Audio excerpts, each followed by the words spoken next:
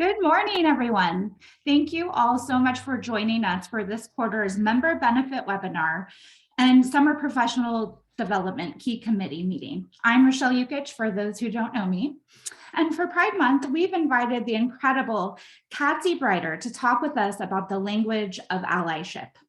Just a few housekeeping notes before I introduce Cassie. If you need technical support during this webinar or in your day-to-day lives, remember the tech helpline is available and free for all members. It is a perk of being an Oregon Realtor. For CE credit, you will receive CE credit if you've registered for this class through the Oregon Realtors and are logged in Zoom with your name. So if you don't know already, to update your name, go to participants, right click on yourself and select rename to make sure that you get this CE credit. This webinar is 90 minutes, so it will count as a 1.5 credit hour, but you must remain in the full class to be eligible for the CE. Professional Development Committee members, your attendance for our summer meeting will be counted as long as your Zoom name is your name. So if you're interested in joining a committee, applications are open now, and we really encourage you to get involved. Reach out anytime if you have questions about a committee or an application process. The link should be in the chat. And so speaking of questions, we want to encourage interactions on this webinar. So please use the chat to ask your questions. You can send questions directly to Cassie and I by selecting to all presenters in the chat box. And we want to make sure a productive civil conversation for everyone. And so attendees who share inflammatory, disrespectful, or unrelated messages or opinions within the chat will be removed from this webinar without a refund or continuing education credit. But we want to thank you for engaging in this event and in the spirit of learning and respect. So please ask your questions in the spirit of good faith. Okay, all right. So with that, I am so happy to introduce Cassie. Cassie Brighter is writer and public speaker focusing on intersectionality and diversity, equality, and inclusion. She is the founder and editor of empoweredtranswoman.com. Cassie's article on medium.com have over 750,000 views, and she's a frequent guest speaker at conferences, podcasts, and panels. Cassie has conducted diversity training programs for sexologists, law firms, and nonprofit organizations since 2017. You can learn more about her at cassiebrighter.com. Please join me in welcoming Cassie. Thank you so much.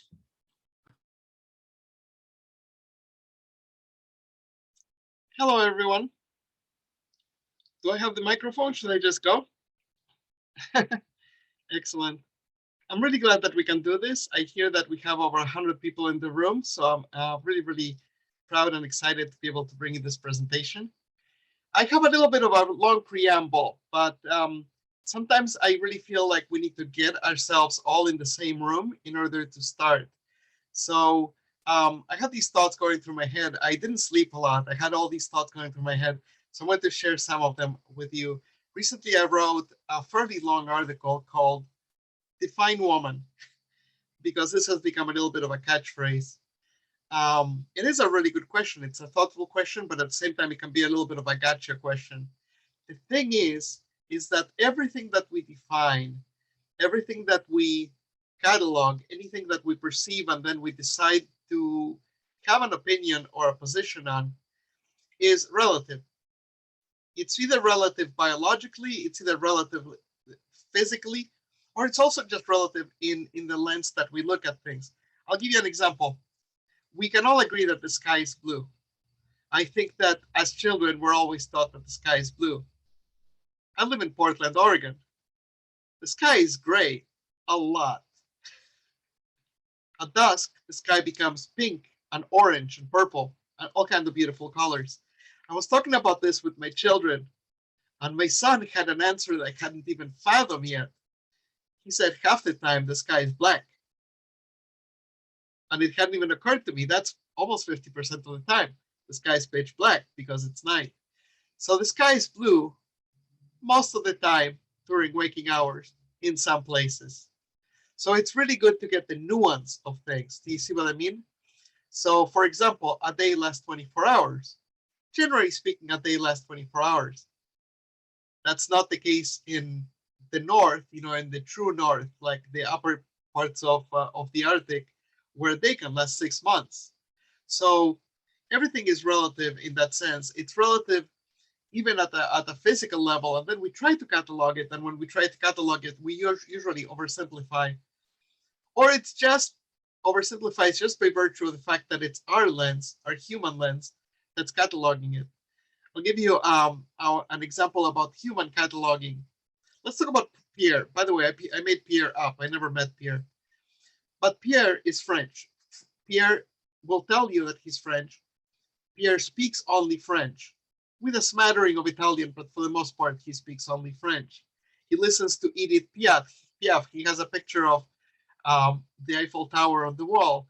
He has all kinds of French knickknacks and lots of cheese in his house. Now, that said, Pierre lives 30 kilometers south of the border in Italy, where he's lived all his life. So, is Pierre French? And then it becomes really nuanced, because the Italian Revenue Service will tell you categorically that Pierre is in fact Italian. But if he hangs out with anybody, then everybody will immediately class him as French. The question becomes, who is doing the cataloging and for what purpose? So that's really important. We have stuff like, we have the blood quotient for Native Americans, defining what makes a Native American or not. These are human constructs. Now, I'm not saying that human constructs are non-existent. They're very much existent, and they rule our lives. Money is a human construct, and I would rather have some than none. But it's just important to know that some things we've made up. Some things are not real in the sense of a physical truth. Some things are things that we made up and we live by. The idea of school is a social construct.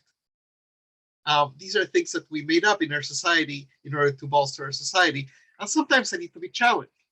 From that point of view, slavery was a social construct, and over time we deconstructed it because we found it unhealthy and dehumanizing. So social constructs are something that we build and something that we can tear down. And then there's biological and physical facts, and we can interpret that through a human eye, and sometimes we get that wrong, as in the example of like night and day or anything else. So I'm going to share my screen at some points of this presentation. Hopefully you can still see my face even when I share my screen, but sometimes I might come back just so that you don't lose sight of me. Hold on, I'm going to get my video panel going so I can still see at my end. Okay, hopefully everybody's seeing a purple and white screen. Could you write in the chat if you can see that? Write yes if you can see a purple and white screen. Excellent. Okay, so I'm not sharing my email or something. This is good. Okay, so Arizona respects daylight savings time, which is a construct in the United States. We could say that the United States practices daylight savings time, as opposed to countries that don't. So the United States practices daylight saving time. Oh no, sorry, Arizona doesn't. As opposed to Arizona, that does not. In Arizona, they don't practice daylight savings time. That is, of course, with the exception of the Navajo Nation. The Navajo Nation is about 1/3 or 1/4 of Arizona, spilling over into Utah and Colorado. And the Navajo Nation does practice daylight savings time. Well, that is, of course, except for the Hopi Nation, which is encompassed by the Navajo Nation. And the Hopi Nation does not practice daylight savings time. To go farther, the Hopi Nation is divided into 2 territories. So in order to go from one territory of the Hopi Nation into another one, you have to drive through Navajo territory. So you could drive in a straight line across Arizona and have to change your clock 7 times. Now, in the process of doing that, you could say to yourself, why are they making my life difficult? And it's really interesting if that thought comes to us about why are they making our life difficult, because they're not. They're just living their peaceful lives in the best way that they can. We have the audacity of driving through their lives, of driving through their territory. And we have to adjust to how we experience them, whatever it might be. And yeah, it's a little bit annoying to have to change your clock 7 times. But that's what you have. I think at some point of my life, I'm going to have to do that. I'm going to have to drive through that area just to experience that.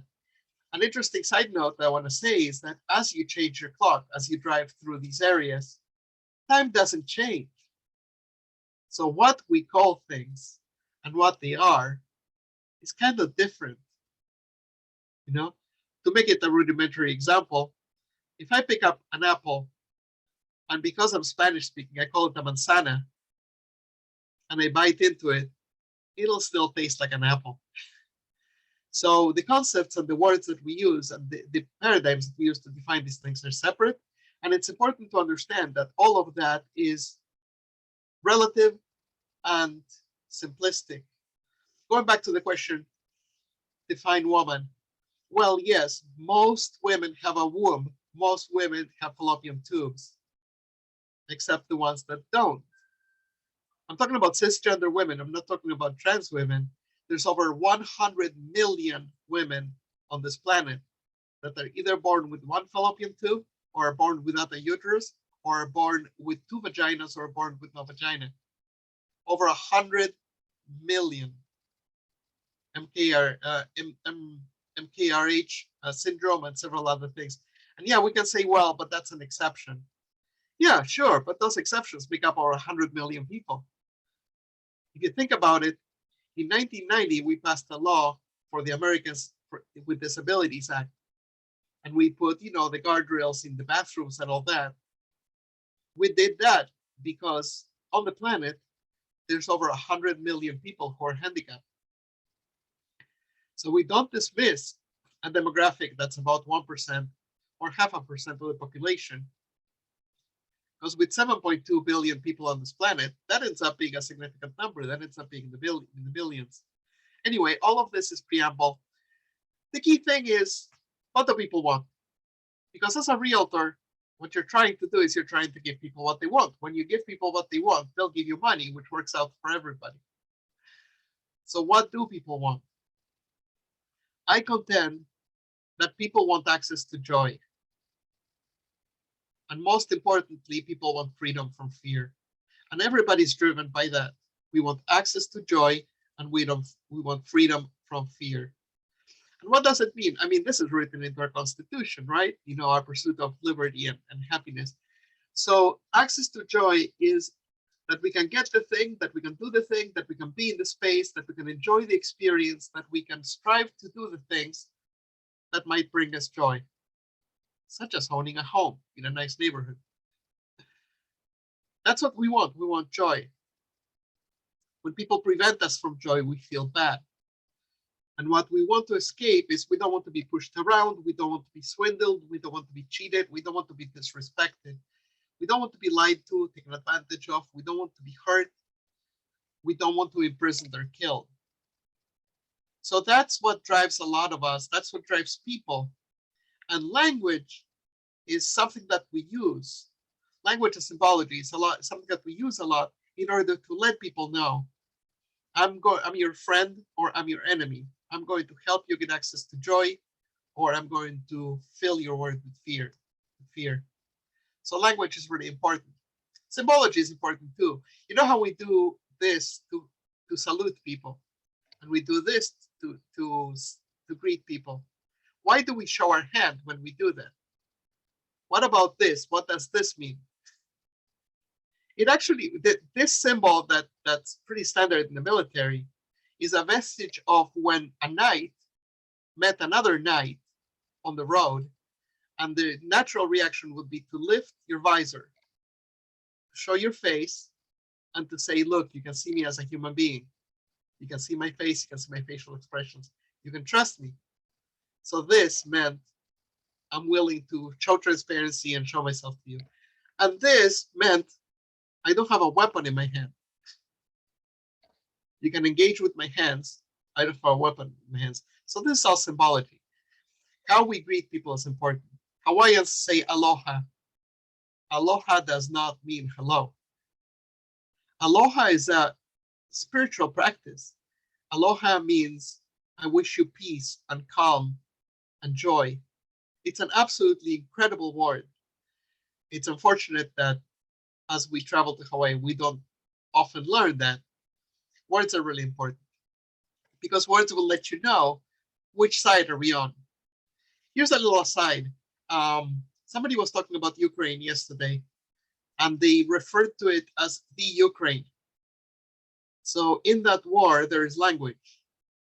If you call the capital of Ukraine Kyiv, you're saying that you side with the Ukrainians. If you call that capital Kiev, breaking the diphthong and separating it into an I and an E, Kiev, then you're pronouncing it in Russian, and you're saying, I side with the Russians. If you say Ukraine, you're respecting and acknowledging that Ukraine is an independent country for the last 30 years. If you call it the Ukraine, you're indicating that it's a region and that it's a region of Russia. So these nuances matter. Language matters. And it indicates if you're going to bring us joy or if you're going to bring us fear.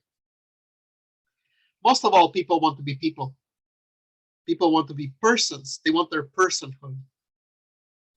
So by the way, we just celebrated Juneteenth. So I'm going to ask in the chat. Let's see who is the first one to get to say this. What does Juneteenth mean? Why do we celebrate Juneteenth?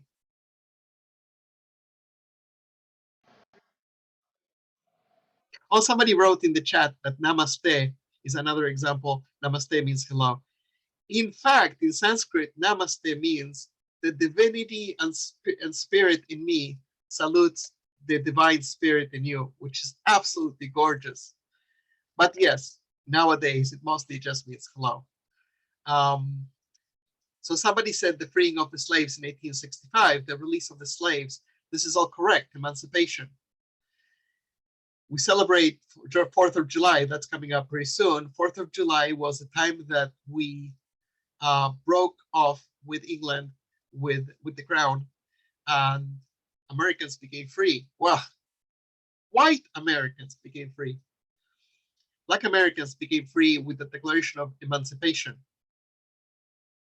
Here's something interesting. Your answers are right. I'm not trying to snob you down or something like this, but there's a nuance to this. Juneteenth does not celebrate the Declaration of Emancipation. The Declaration of Emancipation happened 2.5 years before Juneteenth. Juneteenth happened June 19, 1865, and it's when Union soldiers arrived to Galveston, Texas, and freed the last of the slaves, or announced to the last of the enslaved people, you're free. But the Declaration of the Emancipation of Proclamation happened in 1862 in April, 2.5 years earlier. People want to be free. So who are people? What are people? Well, we've all heard we the people, the Declaration of Independence, we the people. And in our Constitution, it says we the people. Who are we the people? Well, we would argue today that we the people are brown people and black people and white people and indigenous people and Irish people and women and non-binary people. And white men are people. But back then, we the people just meant men. It just meant men. I would go a little farther and say that it only meant white landowning men. Now, sure, over time, language started evolving, and we got to a position sometime in the 50s, I guess, or 60s, where every man has the right to do something. Every man should do things. Was beginning to be understood as, sure, we mean man and woman. Man meaning mankind, right?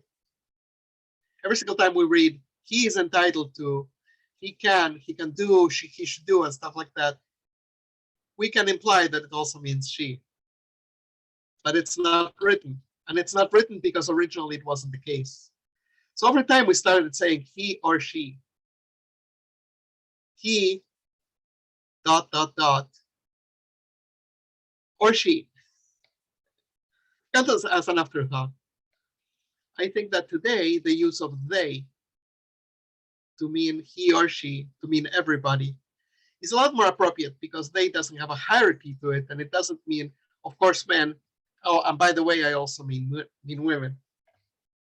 And also, and I'm getting ahead of myself, but there are people in this world who are neither men nor women.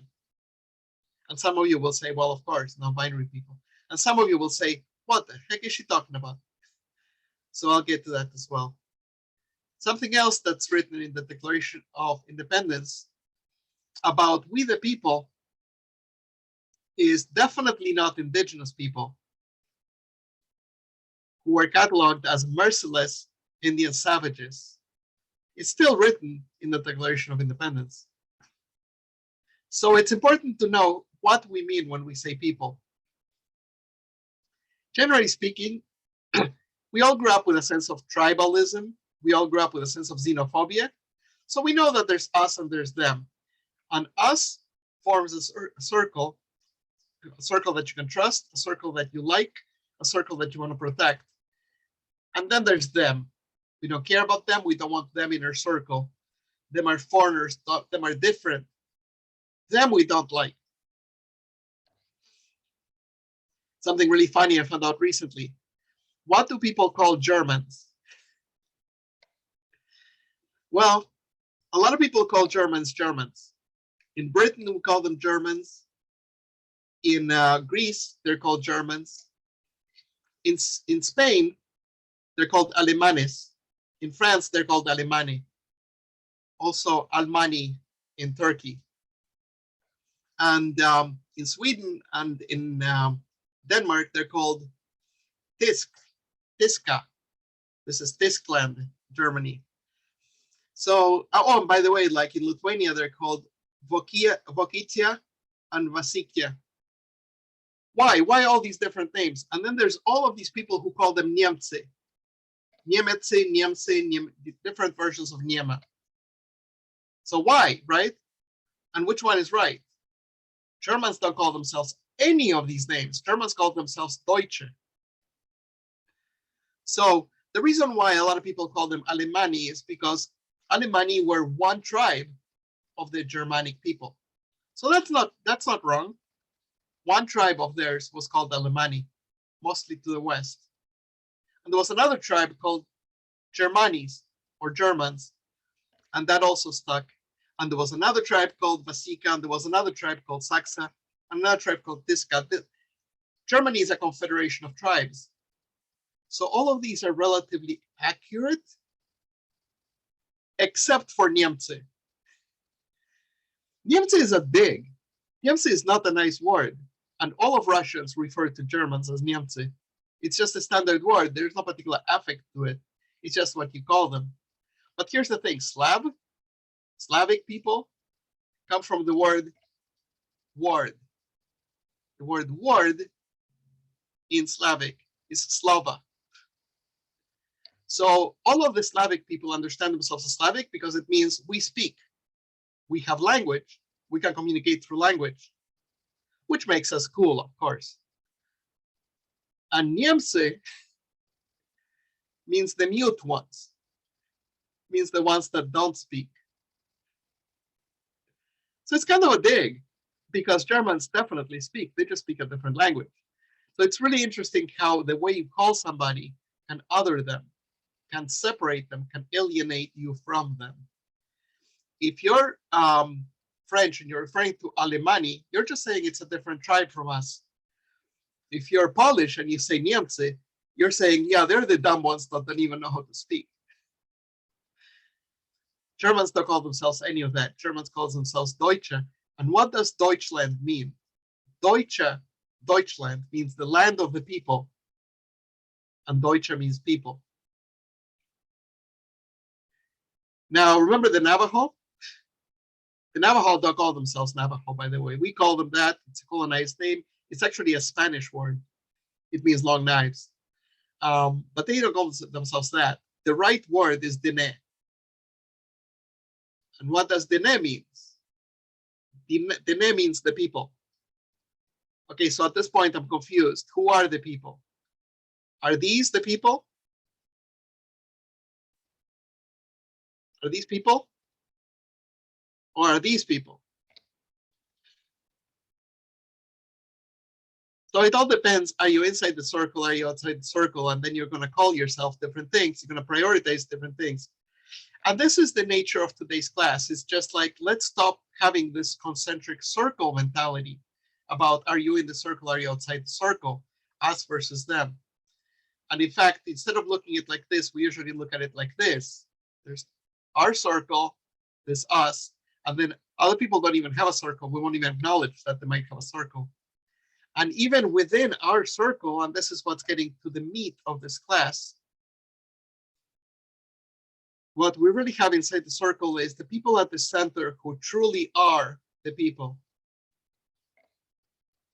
And unfortunately, for a really, really long time in our society, that meant rich, white, landowning men. And then you have people who are also the people. The wife of the landowning white man is also the people. And then you have people that might sort of kind of be the people, but not really. People of color, queer people, etc.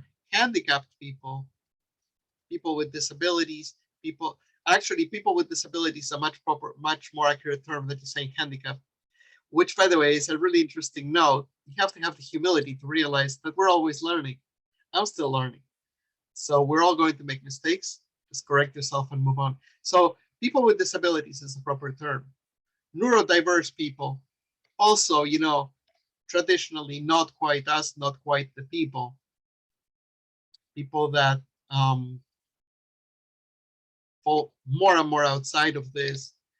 And queer people, LGBT people, are definitely in this outsiders or undesirables for a really long time. For thousands of years, it's been like that. Mostly for 2,000 years in this particular Greco-Roman kind of civilization that we've built. It's interesting that it didn't used to be like that in many other cultures, but each culture has their own set of values, defining who we find at the center and who we find at the margins. I want to play a video that really touches on this. But first, I'm going to do a test because I want to make sure that you hear it. So this is Anne Hathaway. I'm going to play her for 2 seconds. Let me know in the chat if you can hear. I love I'm raising the volume. the dignity that accompanies self-acceptance. Wow. And the way our collective humanity gets expanded when one wrongfully marginalized community says, we are human beings, there is enough room here for all of us, period. This declaration that one's worth is not affected by one's sexual orientation or gender is a trailblazing concept that lifts humanity into its fullest expression of itself. This is the declaration that precipitates deep, lasting change. This change, once embraced, will make us free. I hope. I really hope, you guys, but the path to freedom, to equality, is currently being blocked by a big, heavy, almost invisible lie. The lie is not about whether we are equal. The lie is about whether our opportunities are. It's important to acknowledge that whatever my actions have been, however hard I have worked, however the world may have marginalized me and my experiences, that my standing here, my ability to be visible to you, comes from the world unfairly rewarding my particular type of visibility. It is important to acknowledge that, with the exception of being a cisgender male, everything about how I was born has put me at the current center of a damaging and widely accepted myth.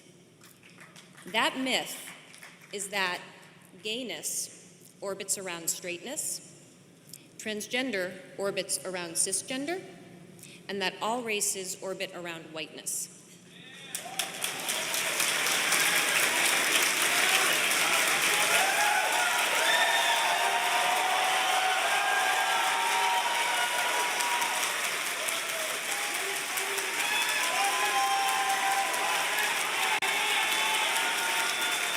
This myth is wrong, but this myth is too real for too many. It is ancient, so it is trusted. It is a habit, so it's assumed to be the way things are. It's inherited, so it's thought immutable. Its consequences are dangerous because it prioritizes a certain type of love, a certain kind of body, a certain kind of skin color, and does not value in the same way anything it deems to be other to itself. It is a myth that is with us from birth, and it is a myth that keeps money and power in the hands of the few instead of being invested in the lives of the free.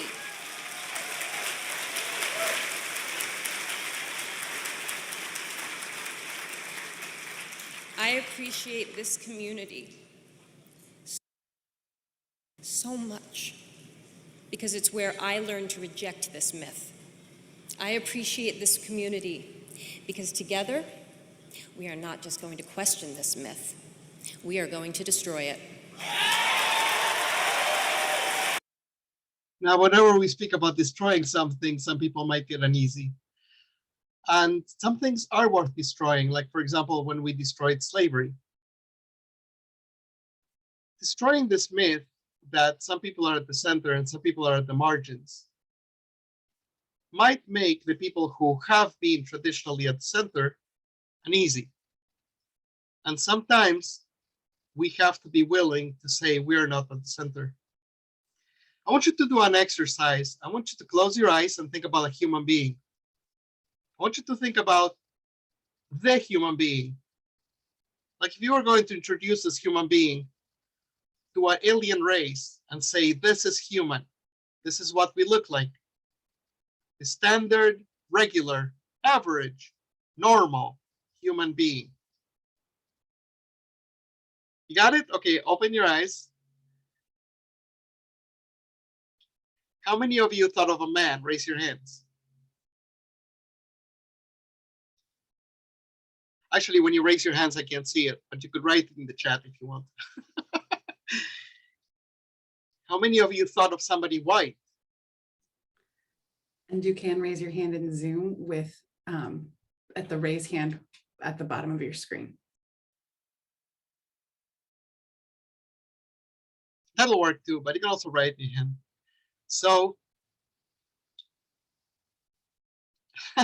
that's cute.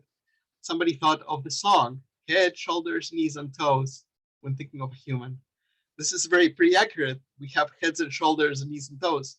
That makes us human. That's cute. How many of you thought of somebody white?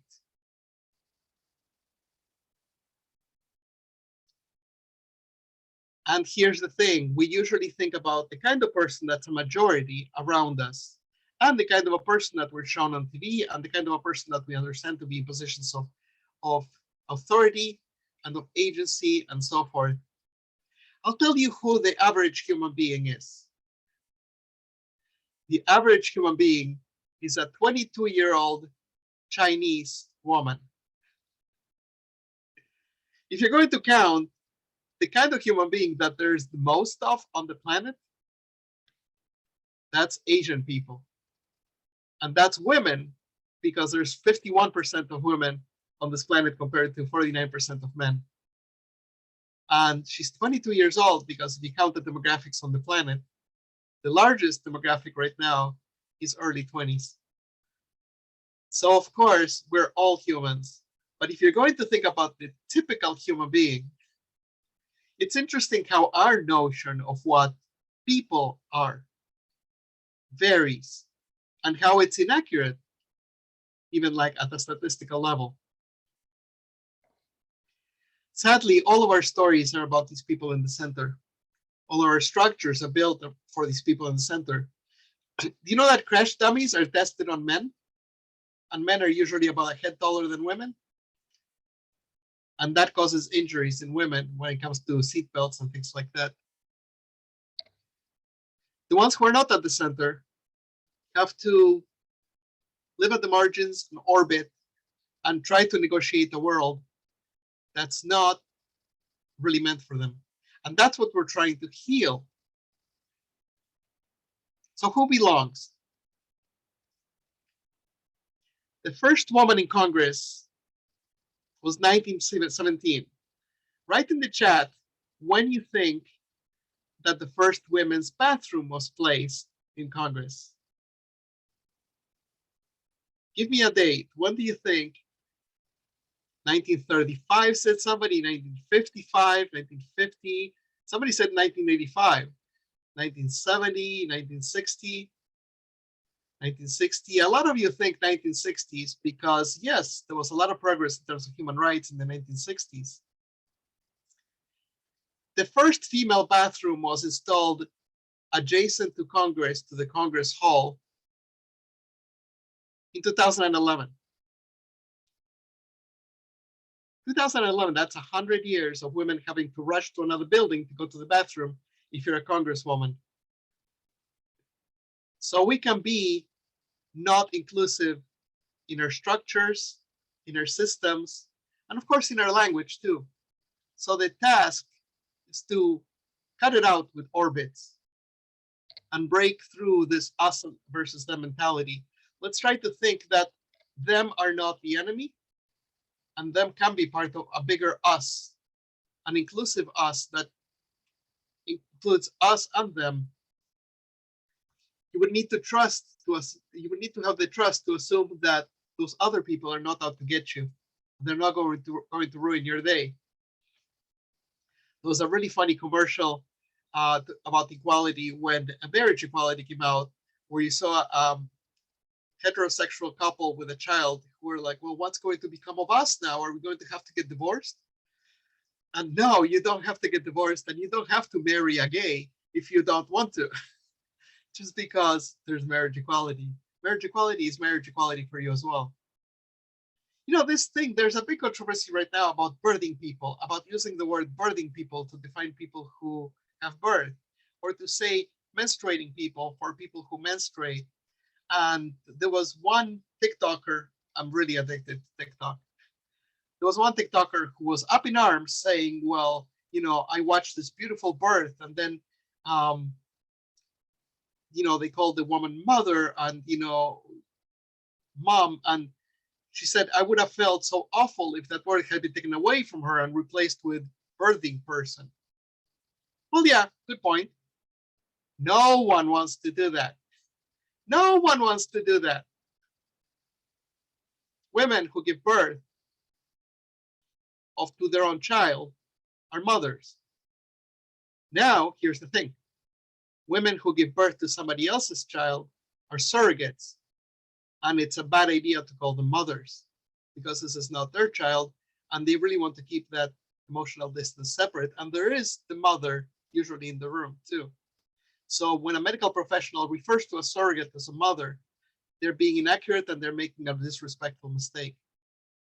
Also, trans men usually retain a uterus during transition.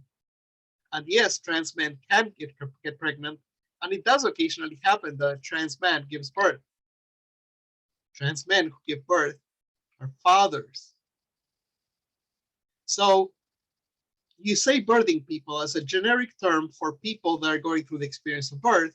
And then as you get to know the patient, you define this as a mother, as a surrogate, as a father, or as a parent if it's a non-binary person. You're trying to be respectful to everyone. When you call on the phone and it says press 1 for English and press 2 for Spanish and press, I don't know, 7 for Tagalog. they're not being disrespectful to you. You can still speak in English by pressing 1. And you're usually choice number 1. But there's also respect for people that don't speak English. And as a note, English is not the official language of the United States. We have like 2 or 3 official languages, Spanish being one of them. Actually, don't know exactly all of different, but look it up. It's interesting. Anyway, you need to have the empathy to consider that other people should have the same rights as you do. Think about your loved one. If you're in a couple, think about your wife or your husband. And I'm assuming I'm speaking to a heterosexual crowd, which potentially I'm making an assumption. But if you are heterosexual, think about your husband or your wife. Think about the years that you have together. Think about the real estate that you acquired together. Think about the things that you own together. Think about the children that you're raising together.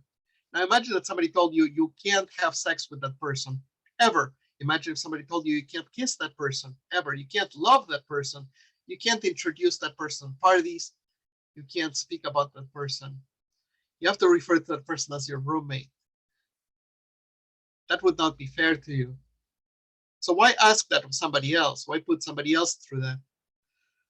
You need the humility to consider that your way of looking at the world is it's not the only way. And that's something that, because of the fact that we are part of a colonizing wave, we often lose perspective of. And we tend to think that our way is the only way. And we've kind of determined that by the might of the sword. And it's time to reconsider that, and it's time to put the swords down, and it's time to decolonize yourselves and realize other people have other customs and other ways to look at it. Here's an interesting tidbit. There's a whole debate about there are only 2 genders, man and woman. So there's a finite number of genders, we say. Okay, fine. Hawaiians believe in 3 genders. Like the Lakota Sioux believe in 4 genders. And they will tell you categorically, this is how many genders there are. There's a whole civilization called the Bugis people in Indonesia. There's over 6 million of these people. It's a whole nation. And they will tell you categorically that there's a finite number of genders. And there's not more than that. There's not less than that. And everybody knows this. And if you disagree with this, they will look at you funny. And all of them understand that there's 5 genders. 5. I'm not saying they're more advanced than us. I'm not saying they're more enlightened than us. I'm just saying you could catalog it differently. Okay, now I'm actually going to give you examples of inclusive language. It's about time, right? So, key principles for inclusive language. Recognize and challenge stereotypes. Thank you, Donald. I see you. And I apologize that I minimized you. Recognize and challenge stereotypes. Be inclusive and avoid omission or making others invisible, which is really apropos of the fact that I talked about the heterosexual crowd, and then somebody chimes in and saying, I'm not hetero. So anyway, be inclusive and avoid omission, making others invisible. Be respectful and avoid trivialization or subordination. Subordination meaning that somebody might feel lesser than.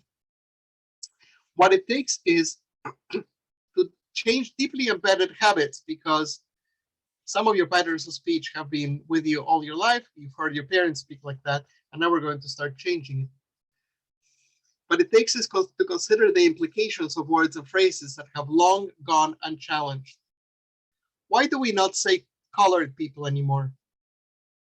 Because for one thing, that's subordination. It means that people of color, which is a different phrase, are colored in the way that they are made different from white, as opposed to being naturally people of color or non-white people.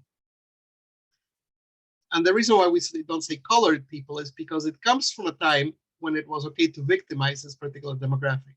It was okay to trivialize this demographic. It was okay to demonize this demographic. So we don't want to associate our words with that era. Same thing with Oriental. I mean, for a long time, Asia was referred to as the Orient. So is it accurate to say Oriental? Possibly. Is it deeply offensive? Not particularly, but it comes from a time when there was a lot of segregation, a lot of marginalization, a lot of victimization of Asian people. So why use that word, which might convey that you're on board with all those practices? And also it takes to dig deep with empathy and imagine an experience that's not your own. So one time I was invited to give a talk, and as I was about to start talking, I was handed a device and I was told there's a deaf person in the room and I need to speak into this device. And if I ask somebody a question, I need to pass them this device. And this person is going to have to hold this device and speak into it so the person who's hard of hearing is able to hear. My first reaction was, well, this is an imposition. This was unplanned for. And it took a little bit of a reality check to myself saying, could I have the empathy of just going along and holding this little device so this one person feels included? It took that moment inside my head of readjustment. Now, it's important that I'm not talking about political correctness. I absolutely hate that term. I would really prefer if people are politically incorrect. I would really prefer if people are politically transparent. If people are naturally racist and bigoted and sexist, I would prefer to hear it and know it about themselves and then avoid the heck out of them. Political correctness is a term that means what politicians need to do to keep their thoughts private so that they don't get in trouble. That's not what we're trying to do. We're not trying to keep negative thoughts private so we don't get in trouble. What we're trying to do is to challenge our thoughts and to arrive at better thoughts, more inclusive thoughts, more respectful thoughts. And we're not trying to say that you need to walk on eggshells. You've heard me apologize a couple of times. I make mistakes. When I make mistakes, I correct myself and I keep going. It doesn't impede me from talking. And this is what I want you to think of. If you're talking to somebody who is different from you, and you might not know how to refer to them, you could ask. And if you say something that's untoward or ignorant or clumsy or disrespectful, and you're called out on this, you could just apologize and learn. There's a wonderful phrase I really like. It's as simple as this. Thank you for helping me do better. It's perfectly okay to be ignorant of a fact. We don't all know everything all the time. What's not okay is to be stubborn about it. Once you're told, do better. There's a lot of comedians, male comedians, unfortunately, who are saying, well, you can't joke about anything anymore. You can. You can joke about whatever the heck you want. And then we have the choice of listening to you or laughing at your jokes or not listening to you and not laughing at your jokes anymore. And we have the right to say, yeah, we didn't like that. The thing with jokes, by the way, is that quite often they are used as a tool to tell you who's at the center, who belongs, and who doesn't belong. So humor can be a weapon. So I look at humor always through the filter of, are they humanizing people or are they dehumanizing people? You can actually be really funny humanizing people. Jewish humor is absolutely spectacular because it comes from struggle, it comes from marginalization, it comes from humanizing the Jewish experience. And because of that, it's rich with just humanity and tenderness, and it's funny as heck. Okay, so here's some operating principles. Person first versus identity first language. Sure, fine, I'm a trans woman. But honestly, I much prefer if I'm referred to as a woman of transgender experience. I don't mind being called a trans woman. I much prefer being called a woman. And when the nuance is important, a woman of trans experience. You could say a disabled person, but it's much better to say it's a person with a disability. Because you're centering the person and not the thing that makes them other. And this goes, demographic by demographic. Deaf people are very used to referring to themselves as deaf people. If you say the person with deafness, they might find that clumsy and weird. But the general consensus is try to move away from identity, the focus on the thing that makes them different than other, and more about what makes them a person. Another one is avoid imparting victimhood. This person is afflicted by this disease. This person suffers from this disease. This person is confined to a wheelchair. This person is a victim of sexual abuse. We want to empower people. We want to give people the respect and the dignity that they're able to negotiate their lives. So for that, there are words like this person is challenged, this person is differently abled, this person is a person with disabilities. And because of that, we also want to avoid words like, well, that's lame, because there are people who actually literally are lame, meaning that one of their leg functions less than the other. And that's what the word means. That's what the word means. So let's just say something is like, well, that's not what I want. That's not fun. We don't have to say that's lame. The word spaz refers to a particular disability, a muscular disability. Lizzo had a song that, as part of the lyrics, used the word spaz. She was called out on it, and she went back to the recording studio that same month and re-recorded the song at her expense. Now that's an example of somebody doing it right.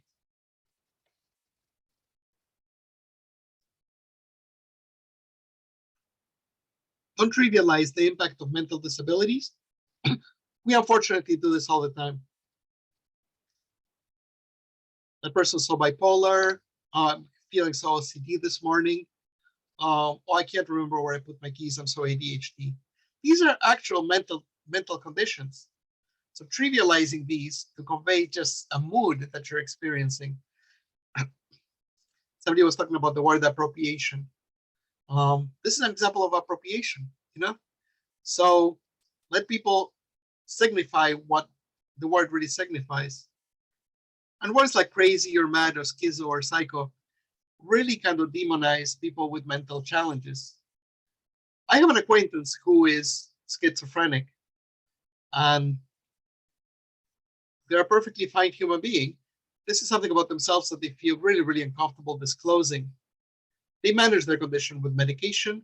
They haven't suffered a hallucination since forever, but they're uncomfortable saying in a room that they have this condition because people would judge, because we've used these words in society to denigrate people. And don't say triggered to mean that you're annoyed. Triggered is a very specific word that refers to trauma, usually in the context of PTSD or CPTSD, about when a memory, a painful traumatic memory from the past activates, and then you're reacting to it emotionally and intellectually, and it impedes you from functioning in the moment. Use gender inclusive language. Guys is not gender inclusive. You guys, that's talking to the men. Now, again, this is like something that we're all adjusting to. I've been in social groups of lesbians and everybody in the room is a woman and people are still saying you guys. But it's better to not. It's better to say folks. It's better to say you all. The South is getting a win, you all. That works much better than you guys. You can say everyone, you can say friends, you can say hey teammates, etc. Guys is not gender. I saw a meme on Facebook. Ask a straight guy how many guys he slept with, and he'll realize really quickly that guys is not gender neutral. And avoid filtering everything through a presumption of cisgender heteronormativity. This is important to you as a realtor. If you meet a woman at the house, at the showing, don't immediately ask about her husband, because she might have a wife. Don't make these assumptions. Ask about the partner, ask about the family, and allow the other person to fill in the blanks for you and tell you what demographic they're from and what kind of structure they have going on in their family. On this point about two genders and about the classification, stuff like that, I wanted to just stop for a second and tell you humans are distributed in a bimodal distribution, but they're bell curves.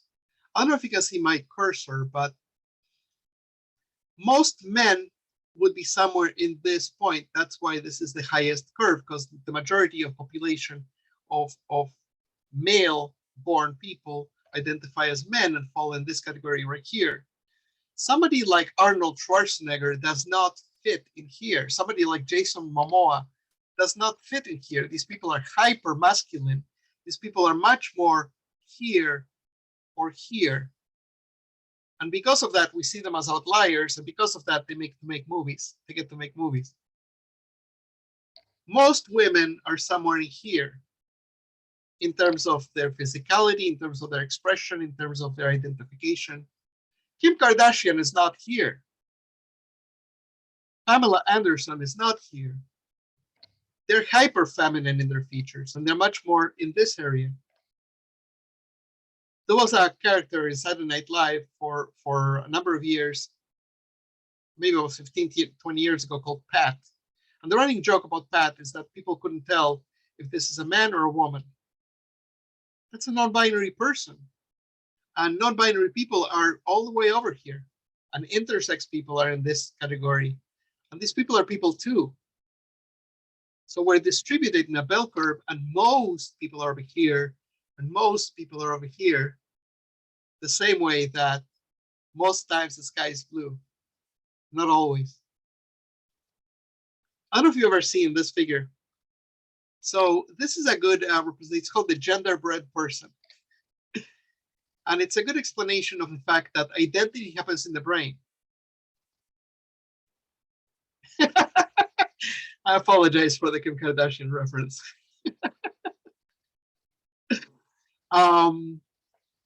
I'm behind the times because I'm middle-aged. So there's probably a much better example of a young, beautiful woman that's hyper feminine that doesn't have to deal with that show.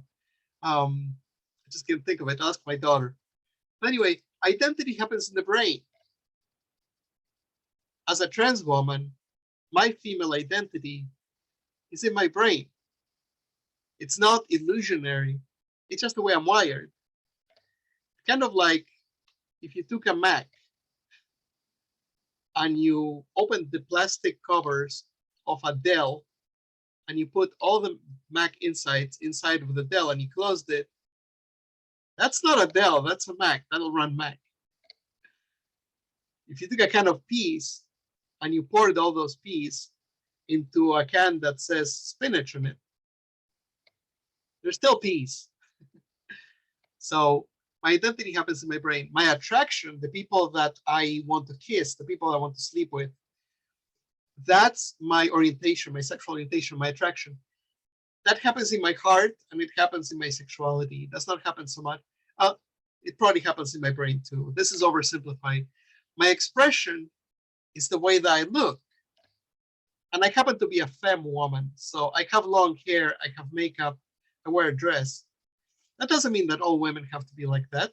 Ellen DeGeneres does not look like me. She's a woman, her expression is different. So all of these different vectors make a human being, and they're unrelated. You can be transgender and you can be big and you can be gay, or you can be transgender and be straight. By the way, I'm gonna get to the word straight in a minute. Let's talk about pronouns, right? Pronouns are the big boogaboo these days. Okay, I'm not going to go into religion, but I'm going to use a cultural example. Somebody said to me recently, well, Jesus didn't have pronouns. Yeah, he did. He did. We all knew he was he, him. Of course he had pronouns. We all have pronouns. We've always used pronouns to refer to ourselves. I'm sure that you have a pronoun that's comfortable to you. So think about that for a second. What are your pronouns? In the way that your family has always referred to you, in the way that you think of yourself. And some people have it written in their next to their name, which I really appreciate. But think about it for a second. What are your pronouns? If somebody were to refer to you, should they refer to you what would be most comfortable to you? Should they refer to you as he/him and his? Should they use hers, she, her? What would be appropriate for you? If you're a dude, if you're a guy, wouldn't you be most comfortable with people referring to you as he and him? So anyway, I just want you to think about that for a second. My pronouns are she, her, and hers. And what that means is that it would be inaccurate to refer to me by the pronouns he and him. And it would be inaccurate also to refer to me with the pronouns they and them. I'm okay with that in terms of the fact that sometimes it's good to just default to they, them for everyone. But I am proud of my gender. And quite frankly, I've worked really hard from owning my gender. So I really like when somebody respectfully addresses me as she and her. It's good to put your pronouns on your business card and next to your name and on your signature and emails and stuff like that. It means that you have thought about this and you can own your pronouns, and you're allowing other people to communicate their pronouns to you. And I'll tell you why this matters. I was once leading a class like this, but it was in person. Remember back in the before times when people met in person? And there was a room of people, and I said, please go around the room and introduce yourself, say your name and your pronouns. We arrived at one person who was over 6 feet tall. They looked like a lumberjack. They had 3-day stubble. And this person thought about it for a really long time, almost to the point that I thought that they might want to pass. And then really quietly, this person said their name, and then they said, pronouns I prefer are she and her. And later, that person told me that they were trembling when they said that, and it was the first time that they said it in a public place. I wouldn't have known that about them until they communicated it to me. And that's a person who's just beginning a long, painful voyage of transition. And fine, for the sake of making it easy for you, 6 years down the line, they're going to look a lot more like me than a lumberjack. Although I'm 5'3", I hardly ever look like a lumberjack. But at the time, what they looked like is not necessarily equivalent. The assumptions that you made about them because of what they look like are not necessarily equivalent to who they are. So ask people their pronouns. Actually, once I screwed up because of trying to be a little bit too woke. I had a person deliver pizza to me, and I looked at them, and this person their gender expression was a little bit ambiguous for my eye, and I couldn't quite place. But I generally interpreted this person as AFAB. AFAB means assigned female at birth. So I thought this person's probably AFAB, but for all I know, because of the fact of how they're dressed, the lack of makeup, the lack of earrings, the lack of long hair, had a really short haircut. I'm thinking, for all I know, this person might be non-binary, or even they might be a trans man. So I don't want to make any assumptions. So I awkwardly said to them, what are your pronouns, if I may ask? And by the way, their name was Eli, E-L-I, which made my position a little bit more confusing, because I couldn't really tell by Eli which gender that is. Anyway, I said, so, I'm sorry, could I ask what pronouns do you use? And she looked at me like I'm dumb, like I don't get it. And she said, I'm a girl. And I said, but your tag says Eli. She said, no, it's Ellie. I'm Elizabeth. Which, come on, like you could spell it E-L-L-I-E. But anyway, like sometimes you stumble, sometimes you get it wrong. And that's fine. It's just an awkward moment and you move on. The key thing when you make a mistake is just respectfully apologize, correct yourself, and move on. But accept and respect people's pronouns. But does it hurt you to accept? You know, if I meet somebody and they tell me that they're a violinist, I'm not going to insist that they play for me right then and there. If somebody tells me that they're a football player, I'm not going to say like, well, I want to see you on the field before I make that adjudication about you.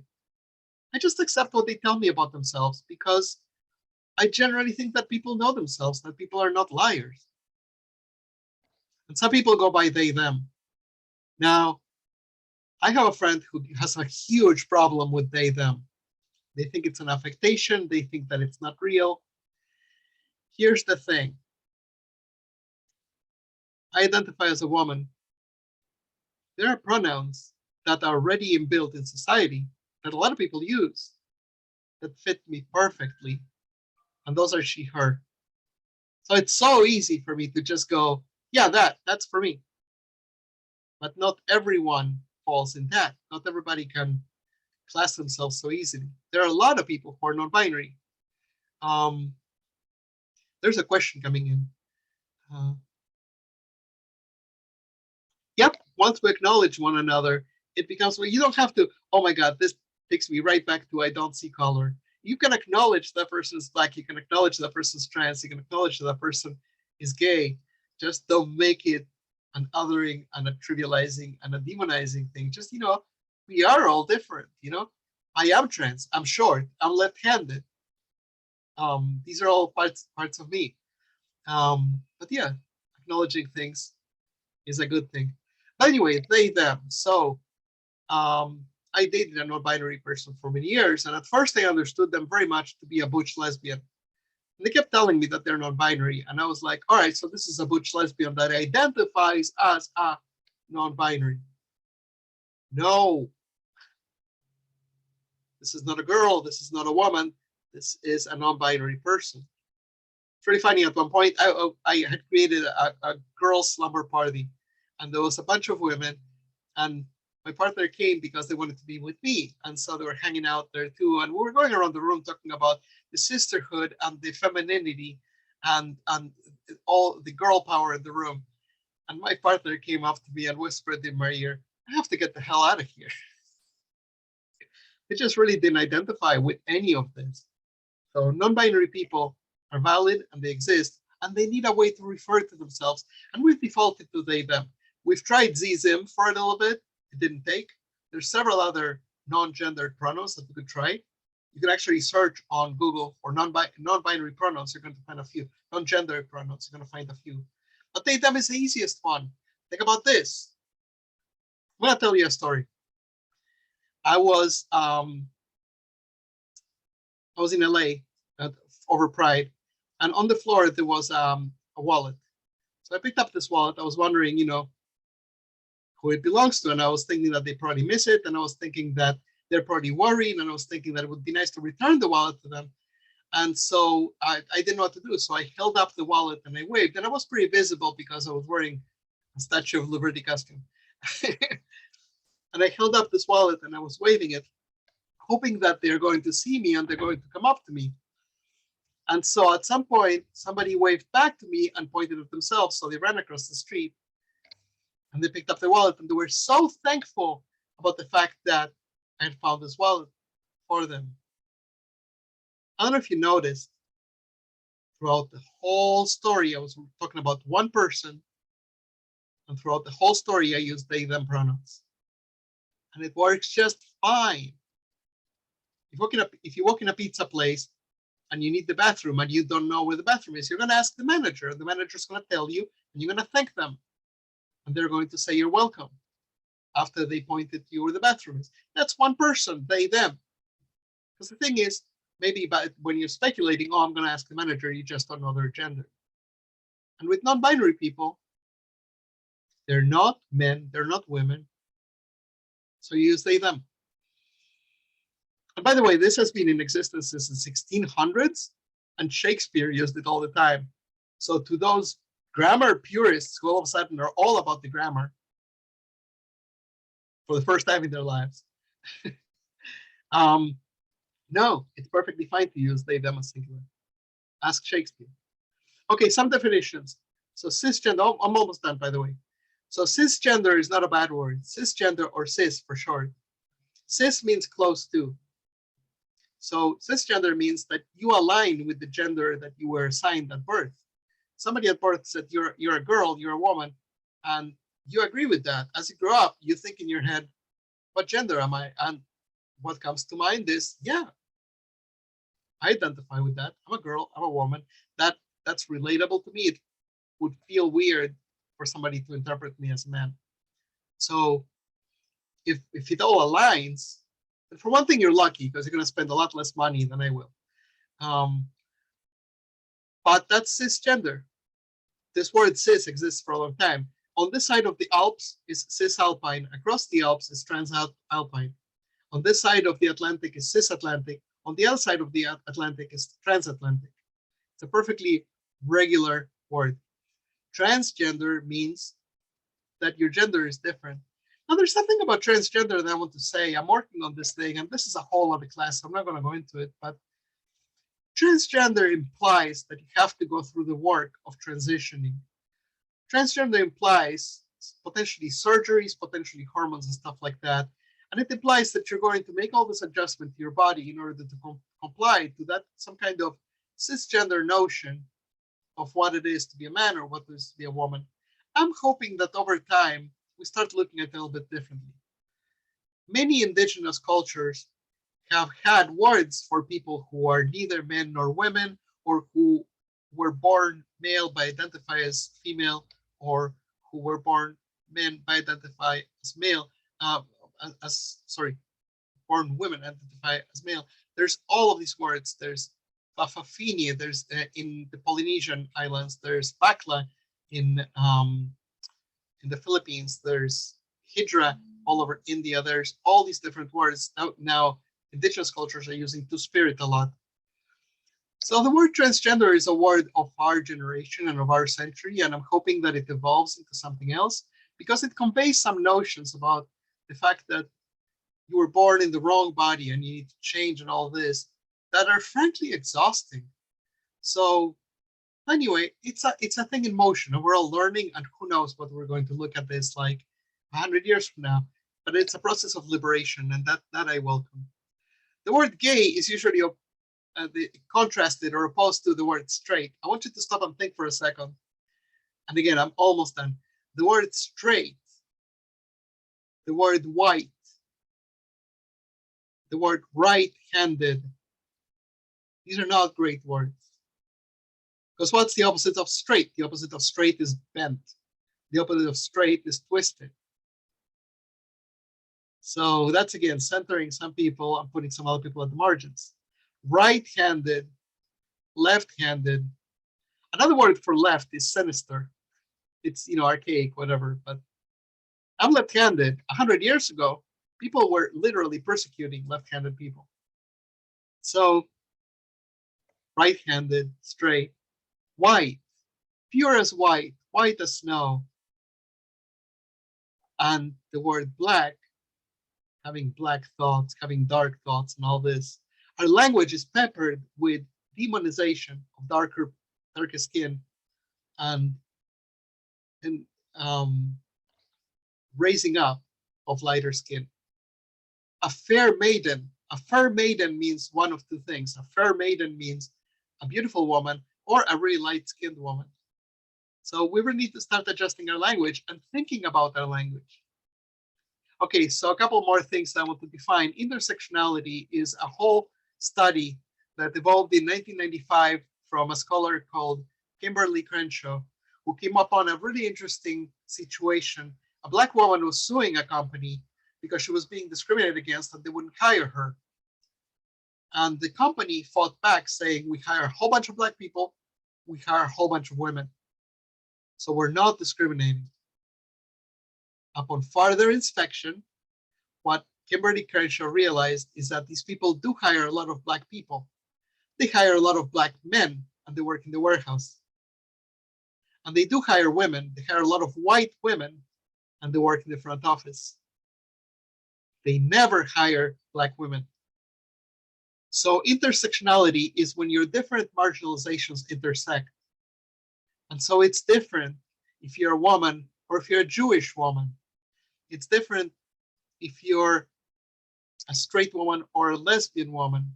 It's different if you're a white trans woman, such as myself. Marginalized as I am in society, I have so much more privilege than a lot of trans women because I'm white looking, even though I'm an immigrant from South America. I'm white looking and I can pass for white. I am short, so a lot of people assume that I'm cisgender. I'm passable, this vague term that defines that people don't clock you all the time. People don't immediately point the finger at you and say, oh, that's a trans woman. So because of that, I get a pass in a lot of places. I don't get discrimination in a lot of places. Black trans women are so much more marginalized than white trans women in our society.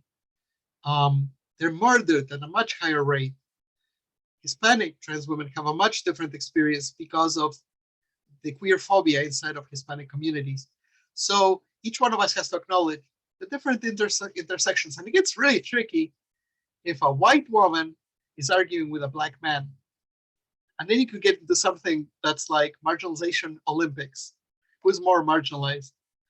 And it's better to just be respectful of the fact that I know of my marginalization, but I don't know of yours.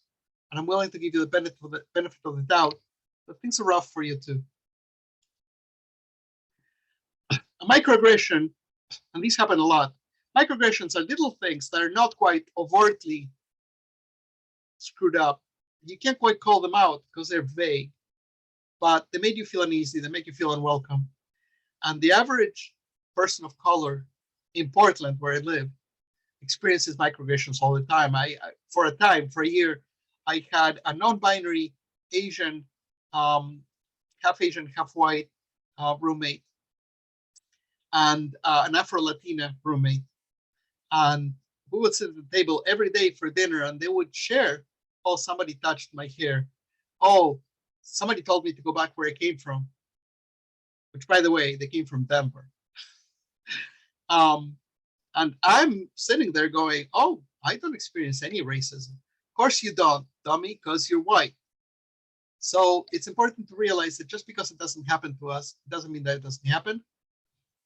And when you, especially when you're already in alert, when you're already sensitized to this, if I'm in a room with people who are strangers to me, who are all cisgender, who generally speaking seem to all be heterosexual, heteronormic in their thinking, I'm constantly at alert.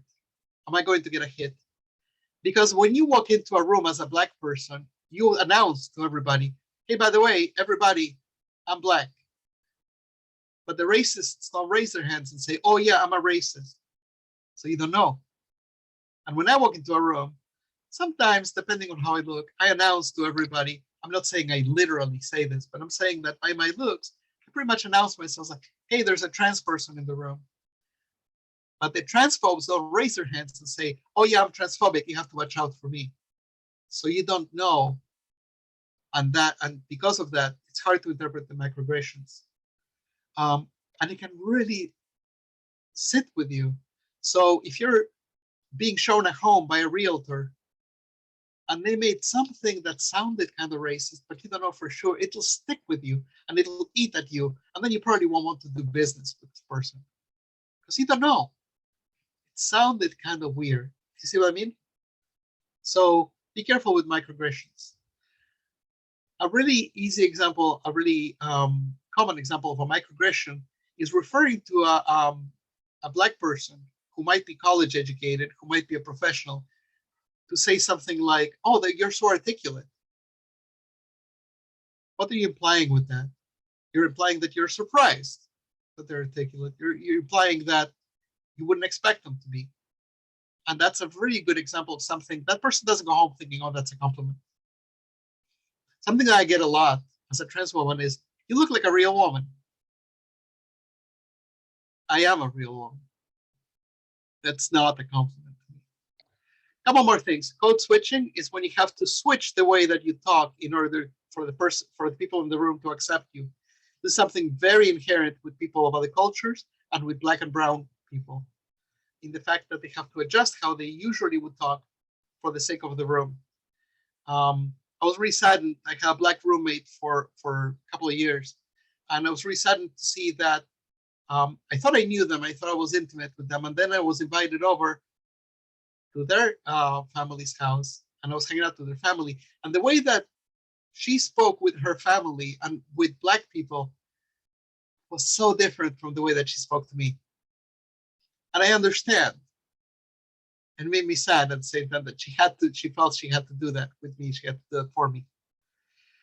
Last but not least, a few words to avoid, and this is not a comprehensive list, so please keep learning, keep trying to learn. Don't say gyp. Gyp comes from the assumption that gypsy people are going to steal and cheat from you, which is a racist stereotype. And gypsy people, the word gypsy is a racist word for Romani people.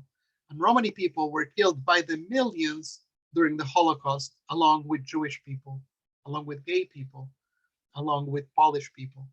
So don't say gyp, don't say grandfather clause, don't say grandfather, because that comes from a time when you couldn't quite, as a Black person, become free because, no, you couldn't vote because your grandfather couldn't vote, so you couldn't vote either.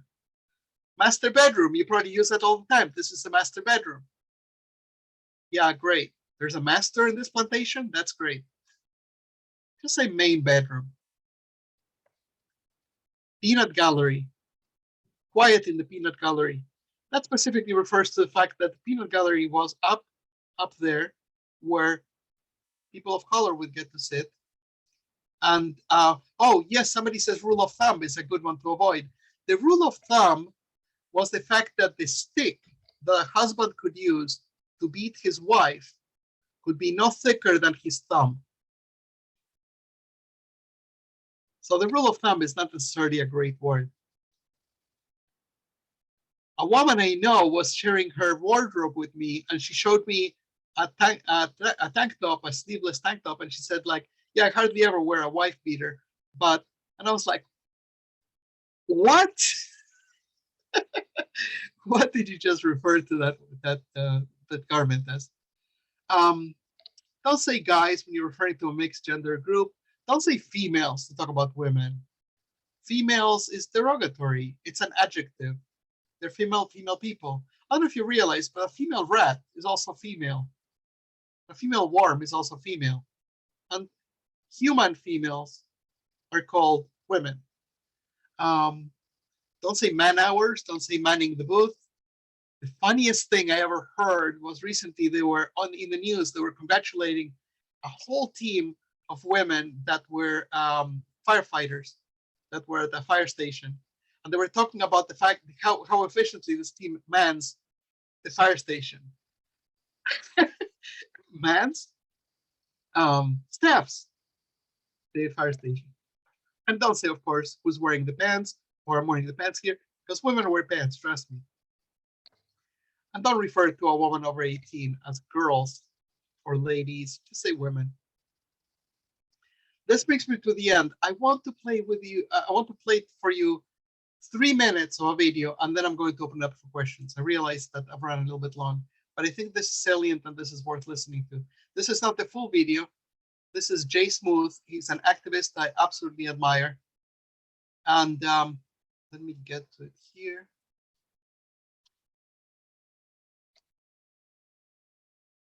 But in most other situations, when the possibility arises that we made a mistake, we are usually able to take a few deep breaths and tell ourselves, I'm only human, everyone makes mistakes. But when it comes to conversations involving race and prejudice, for some reason, we tend to make the opposite assumption. We deal with race and prejudice with this all or nothing, good person, bad person binary, in which either you are racist or you are not racist. And if you're not batting 1,000, then you're striking out every time. And this puts us in a situation where we're striving to meet an impossible standard. And if anything less than perfection means that you are a racist, that means any suggestion that you've made a mistake, any suggestion that you've been less than perfect is a suggestion that you're a bad person. So we become averse to any suggestion that we should consider our thoughts and actions. And it makes it harder for us to work on our imperfections. When you believe that you must be perfect in order to be good, it makes you averse to recognizing your own inevitable imperfections, and that lets them stagnate and grow. So the belief that you must be perfect in order to be good is an obstacle to being as good as you can be. So it would make our conversations with each other a lot smoother, and it would make us better at being good if we could recognize that we're not perfect and embrace that. So I want to offer a couple of things that you could keep in mind when you need to remind yourself that I'm not supposed to be perfect when it comes to navigating race. And the first thing is that anytime we're dealing with race issues, we are dealing with a social construct that was not born out of any science or reason or logic. We are grappling with a social construct that was not designed to make sense. And to the extent that it is the product of design, the race constructs that we live in America were shaped specifically by a desire to avoid making sense. They were shaped for centuries by a need to rationalize and justify indefensible acts. So when we grapple with race issues, we're grappling with something that was designed for centuries to make us circumvent our best instincts. It's a dance partner that's designed to trip us up. So just based on that alone, we should be able to keep in mind that you will never bat 1,000 when it comes to dealing with race issues. And the other thing that we need to keep in mind is, as we are all imperfect humans, and as has been laid out in some of the other talks this evening, we all have unconscious thought processes and psychosocial mechanisms that prop up. There are many things in our day-to-day lives that lead us towards developing little pockets of prejudice, that lead us towards acting unkind to others without having any intent to do so. These are things that will just naturally develop in our day-to-day lives. So the problem with that all or nothing binary is it causes us to look at racism and prejudice as if they are akin to having tonsils. Like you either have tonsils or you don't. And if you've had your prejudice removed, you never need to consider. So if someone says, I think you may have a little unconscious prejudice, you say, well, no, my prejudice was removed in 2005. I went to see that movie Crash. It's all good. But that's not how these things work. When you go through your day-to-day lives, there are all of these mass media and social stimuli, as well as processes that we all have inside our brains that we're not aware of, that cause us to build up little pockets of prejudice every day, just like plaque develops on our teeth. So we need to move away from the tonsils paradigm of race discourse towards the dental hygiene paradigm of race discourse. Let's all move away to the dental hygiene paradigm. And with that, I'm going to stop sharing my screen. I'm going to show up. Hi. And unfortunately, I ate up more time than I expected. I hope that this was fruitful. But you can ask me questions now. You can also send me your questions to Cassie@cassiebrighter.com. And I just wrote that in the chat. But if you have a couple of questions, then go ahead and shoot. You can either ask Rochelle or Erica or write them in the chat. Oh, thank you, Laura. Thanks, Suzanne.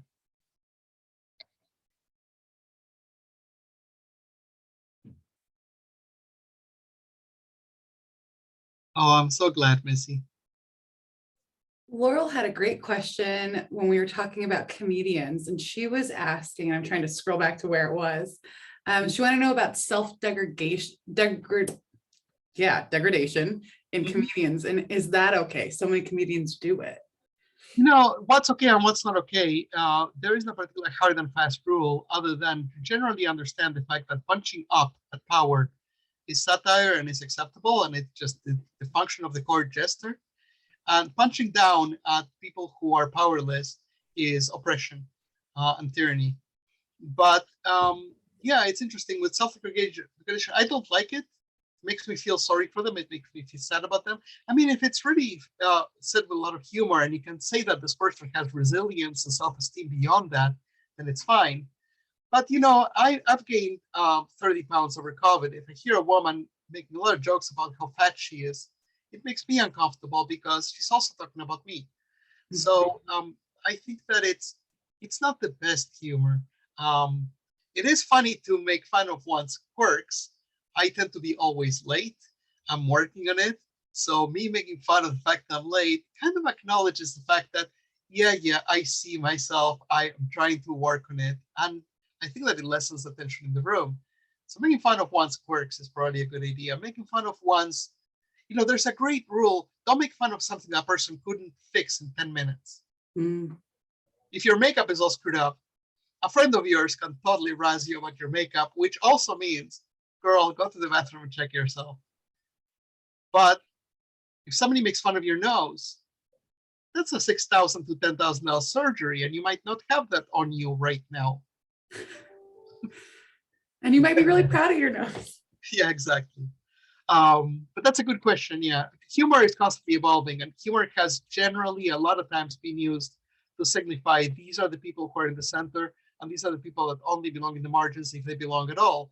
Most of the jokes that my father told at the barbecue with his friends were transphobic, misogynistic, homophobic, ableist, just ghastly jokes that still haunt me to this day because I was listening to this as an invisible, hidden queer child, and they really affected me.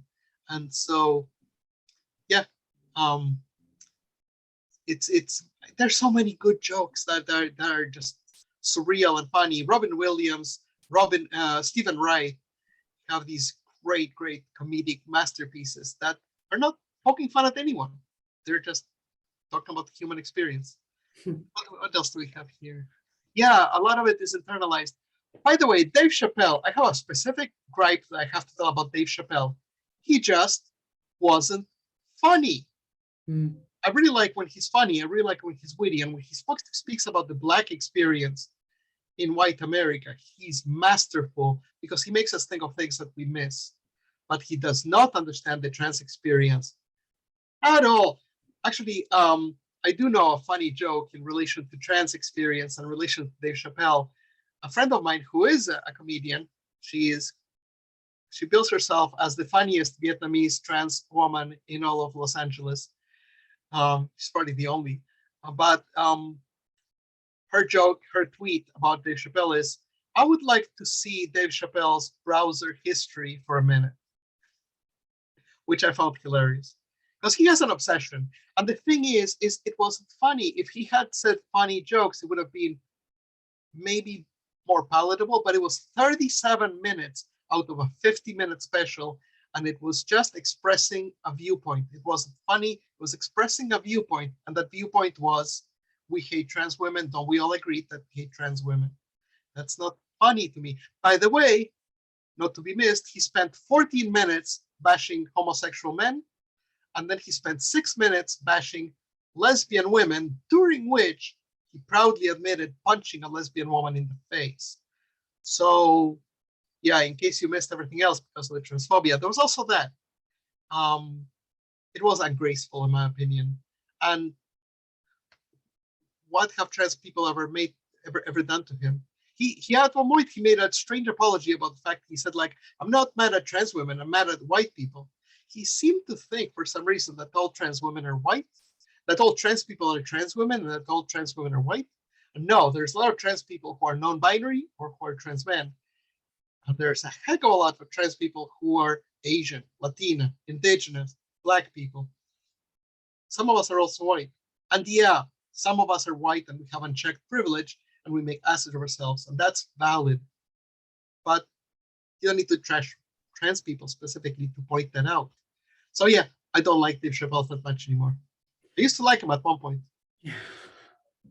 We have two more questions. One is, there's a lot of groups in real estate that use the term master. So there's a master's circle, which is like an investment piece. There's a Facebook group that has the term masters in it. And then there's the PMAR masters group. And so someone wanted to just have some insight into your thoughts on that term being used in all these different groups. I think that we're working through an evolving society, and we have to think it through. We have to be thoughtful in how we do this. A master is a person who has achieved a craft. That's also a master. But a master is also the head of the plantation.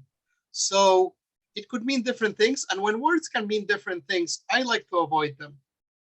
An example of this is my most recent partner was non-binary. They were also Asian. And so at one point I was talking about a weakness and I said, that's a chink in your armor. And what I meant by that is that's the weakness in your armor. Give me 1 second. Sorry, I'm wrapping up. And they got really offended. And I had to explain that I was using a different word that sounds the same, and I just meant the chink is like an indent in your armor. But then they very validly said to me, it's like, just choose a different word. And so that's what I would say about master. Just choose a different word, if possible. And it doesn't necessarily mean that you meant it the way that in the worst possible way, but yeah, you could use it. You could use a different word. Yeah, and I want to be respectful of your time, Cassie. So if you need to run, I don't want to keep you at all. There's one additional question, but How can I say it? If I can address it succinctly, I will. okay. The question is, what is the difference between transgender and transsexual? Oh, I appreciate that. Okay, so real briefly, transsexual is somebody who has gone through all the surgeries and has achieved a certain standard, which was a standard by WPATH, which is the convention about it, and is now kind of like complete. That whole idea is going away because it takes away individual choice as to surgeries, as to body determination, as a lot of choices. Transgender is just the general umbrella grouping of people whose gender doesn't align with their sex at birth.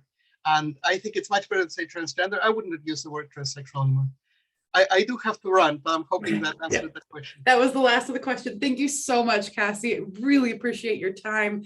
As always, it was so incredible. I learned so much every time you give these trainings. So, and our members are so grateful. So thank you again so much for your time and for teaching this. I'm loving the chat. Thank you, everybody. Yeah. Thank you, Kathy. For everyone else joining us, just some upcoming webinars that we are offering here at Oregon Realtors, including landlord-tenant law and COVID. We'll be having an economic update from the Bowtie Economist, and that's sponsored by WVMLS. We have a GRI class. We've got a deep dive into lenders that is brought to you by the Professional Development Key Committee called Buckets of Money.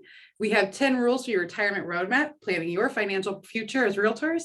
And then we also have domestic well testing that's talking about wildfire recovery and domestic well testing services that exist for areas impacted by wildfires. So that's our upcoming class list. We hope to see you in some of those, and we look forward, and thank you so much for making time today to join us. Your CE certificate will be here in about 2 weeks. Again, you can follow us on all these social media outlets. We post market updates and post about classes and events. So we hope you follow us. Have a lovely rest of your day, and you'll get your CE certificate or email regarding your CE certificate in about 2 weeks. Thank you. Thank you, everybody.